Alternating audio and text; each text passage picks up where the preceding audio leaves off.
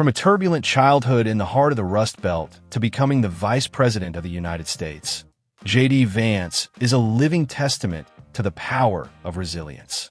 Rising from poverty to the corridors of power with a bold style, clear conservative convictions, and a deep ability to connect with working-class Americans, he's not only helping reshape the face of the Republican Party, but also emerging as one of the most influential political figures in the country.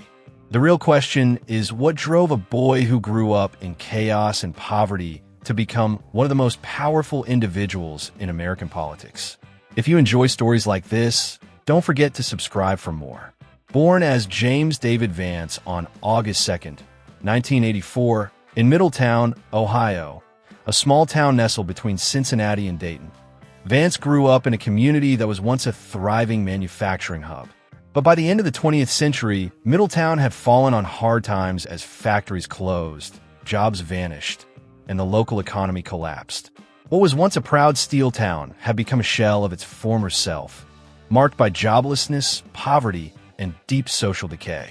Vance came from a working-class family grappling with immense hardship, where financial instability, domestic violence, and substance abuse were part of daily life. His mother, Bev Vance, had once been an ambitious woman, but eventually succumbed to opioid addiction, an epidemic that quietly ravaged Rust Belt communities at the time. A former nurse, her life spiraled into a cycle of failed marriages, unstable relationships, and explosive outbursts fueled by drugs. Vance's biological father had left the family when he was just a child. With a father who was absent and a mother trapped in addiction, Vance's early years were defined by chaos and trauma. When his mother could no longer care for him, Vance was taken in by his grandmother, Bonnie Blanton, better known as Mama.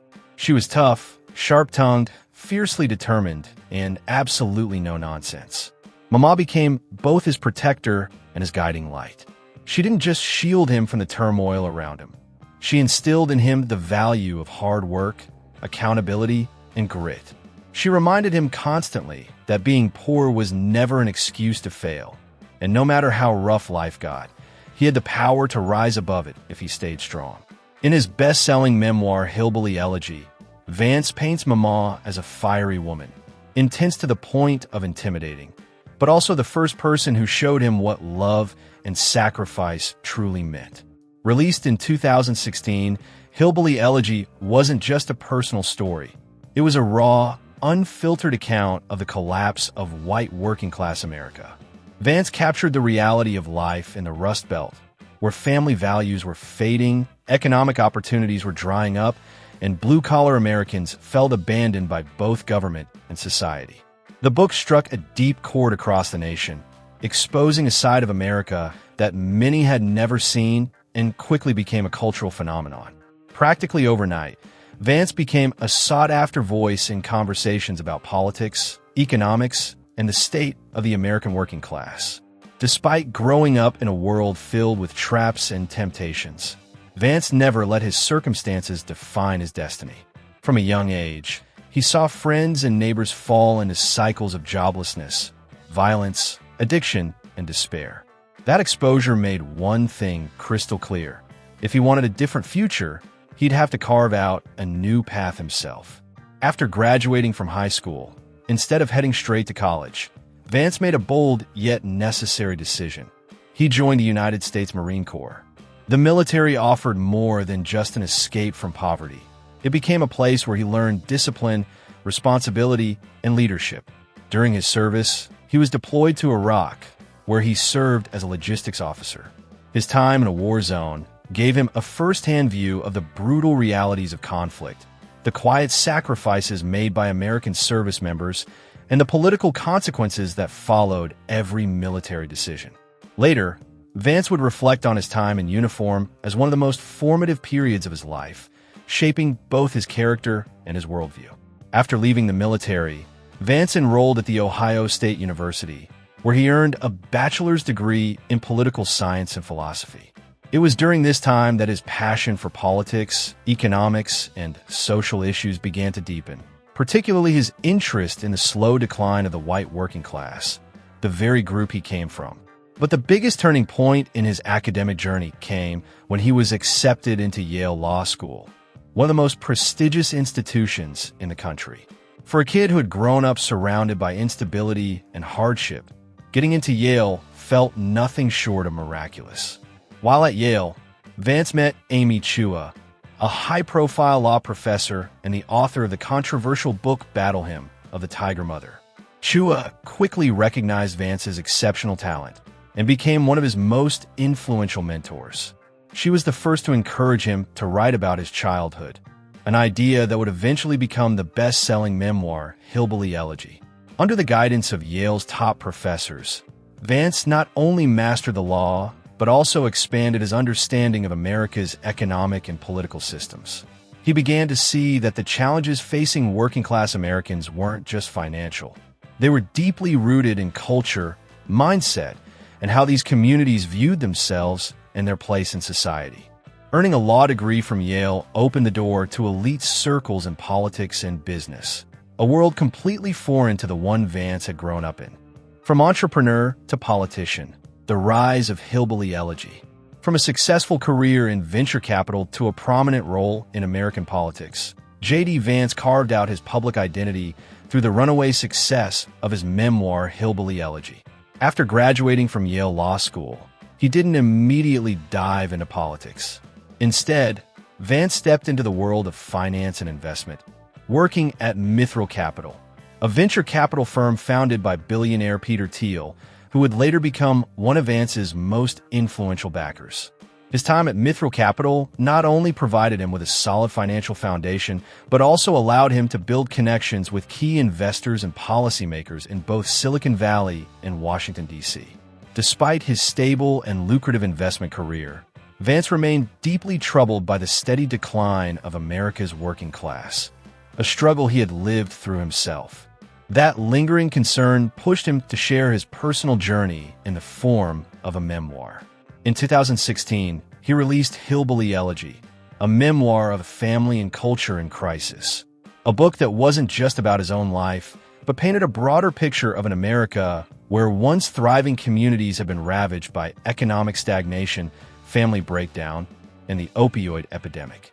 The book quickly became a cultural sensation, soaring up the New York Times bestseller list and drawing widespread attention from the media and political world alike.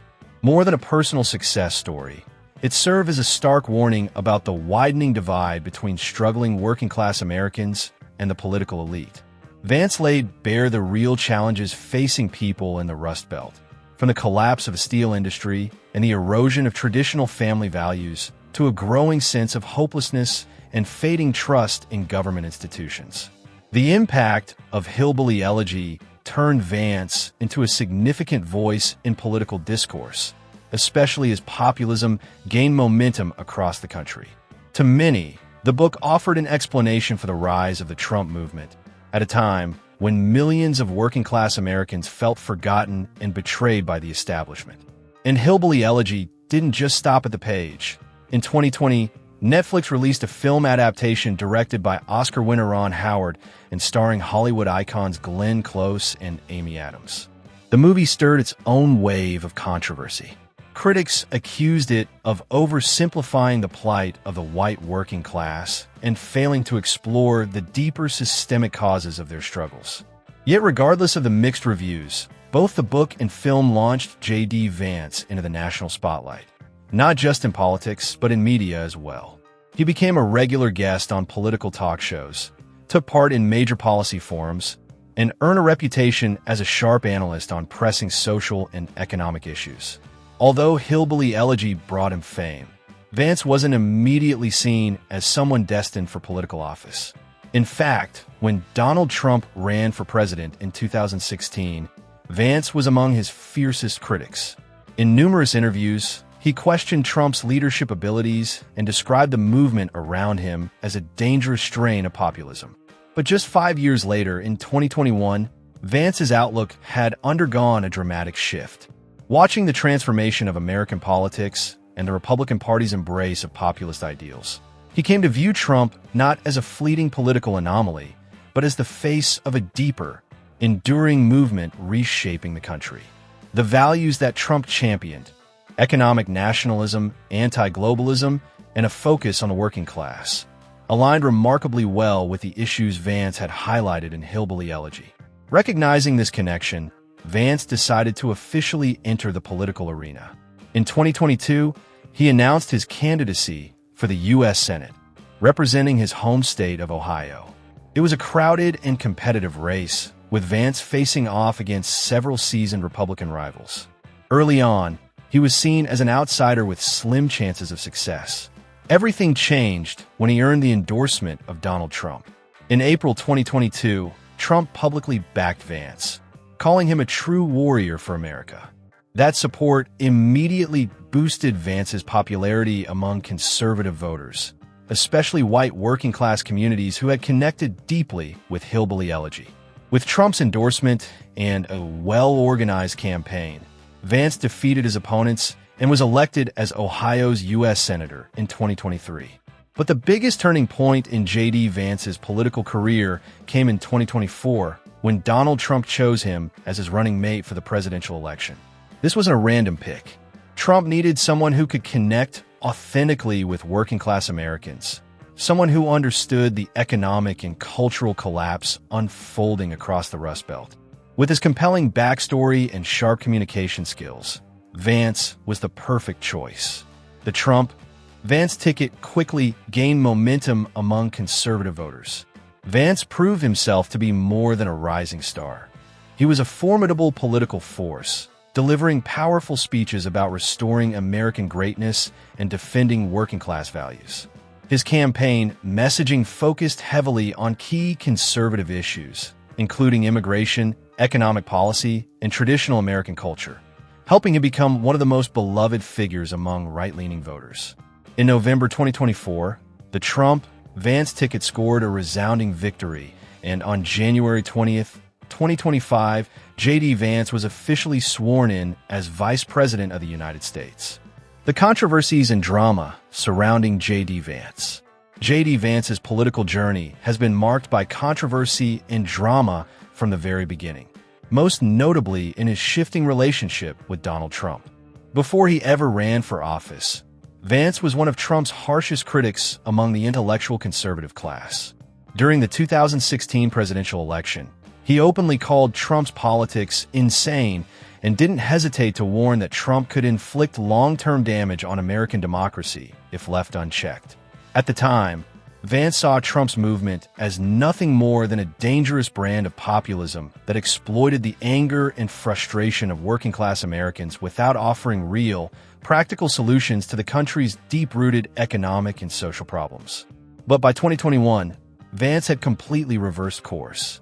When he decided to run for the U.S. Senate, he not only walked back his past criticisms, but publicly embraced Trump with full-throated support.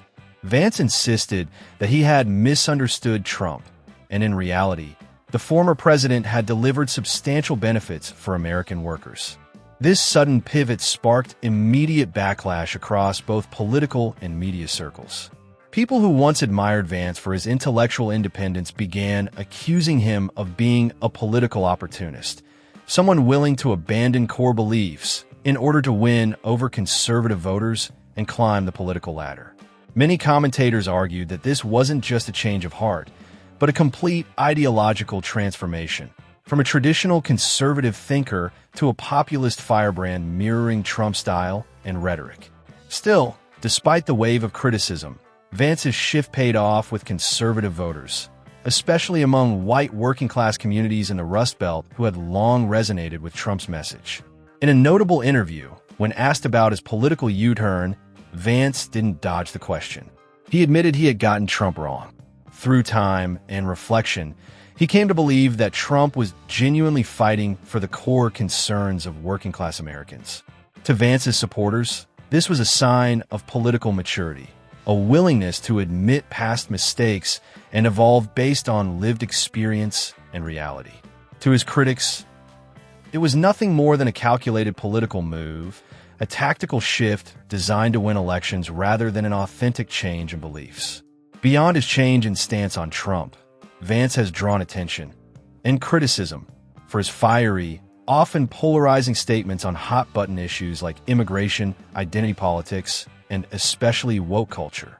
One of his most widely quoted remarks was, "America is being destroyed from within by the liberal elite." That line quickly became a rallying cry on the right, where many believe a small group of powerful figures in academia, big business, and the media are pushing progressive ideology that undermines traditional values and erodes national identity. According to Vance and his supporters, these elites are responsible for driving a leftist social agenda that's pulling America away from its moral and cultural foundations. On the other hand, liberals see such rhetoric as fear-mongering designed to inflame divisions, rather than offer real, actionable solutions to the country's problems. Vance has also positioned himself as a fierce critic of progressive movements, particularly what he calls the woke revolution, which he describes as a cultural assault on traditional American values.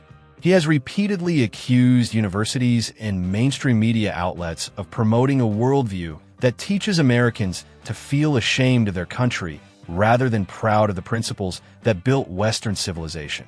These comments have bolstered his support among conservative voters, but also made him a lightning rod for criticism from the left, who view him as a political provocateur using culture war tactics to boost his brand.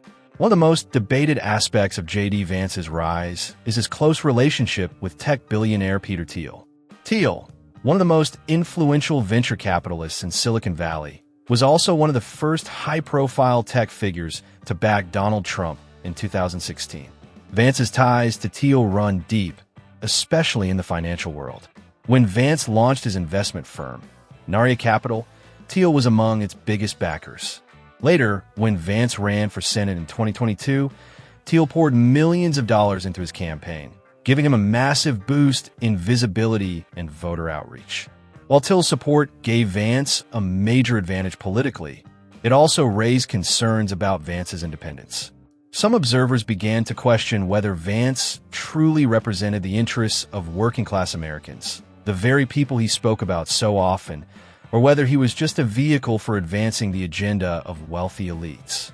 Those concerns only grew as speculation mounted that, if elected, Vance's policy decisions might favor the tech elite in Silicon Valley over everyday workers in places like Ohio or Pennsylvania.